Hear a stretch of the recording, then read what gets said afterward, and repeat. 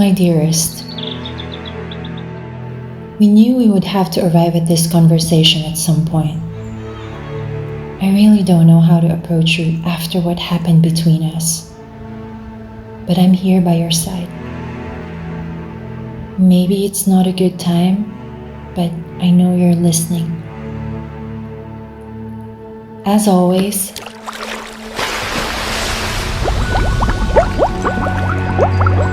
you come from your source, ever high and flowing. The depth you exude is beyond complexity. I know when you've gone quiet, that's the deepest you can be. All these years of existence, I'm aware that our relationship has mostly been one-sided.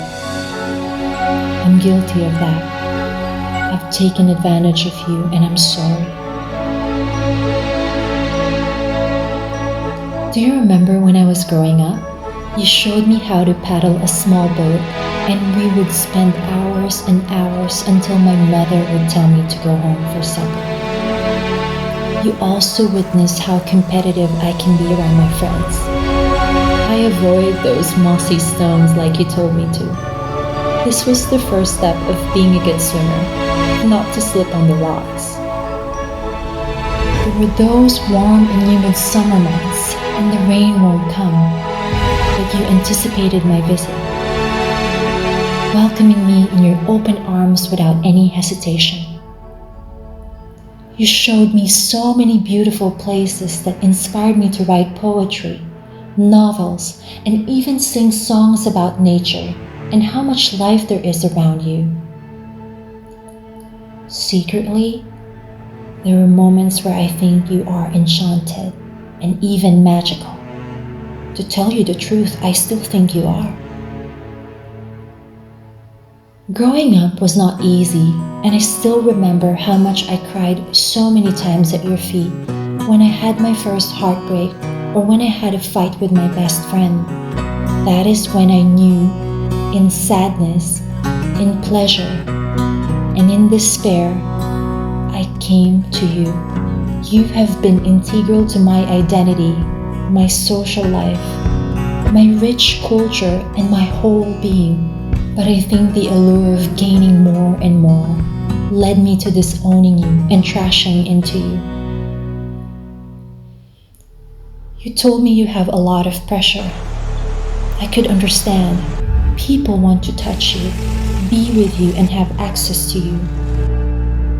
But you see, even if I betrayed you, I still see you everywhere I go.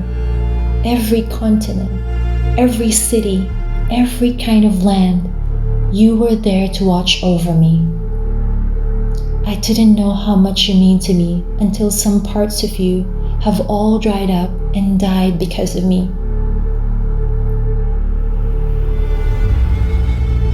This year has been extraordinarily tough for all of us.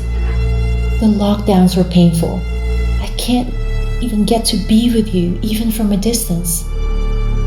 But I hope this space we had this year has revived some of your spark to rehabilitate and refresh our relationship. I know that there's a lot of trash I threw up on you. Some suffocated and almost killed you. And these uncertain times made you carry twice the garbage, especially of those protective things we use against this virus. But the message of this pandemic is strong. I need to protect you more than ever. While properly disposing and controlling items like PPE that do provide us critical protection.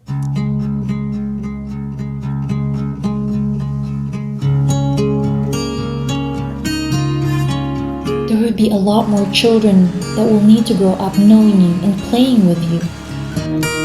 Those animals that you give home to and care for demand your presence.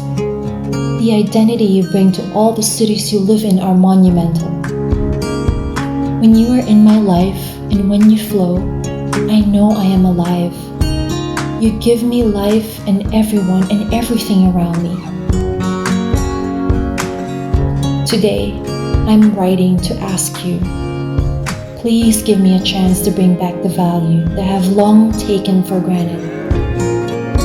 I will will do everything in my capacity to tell everyone how much I need you, to be resilient, be restored, and be protected at all costs. This is how much you mean to my human life. To the rivers of the earth, this is my open love letter to you.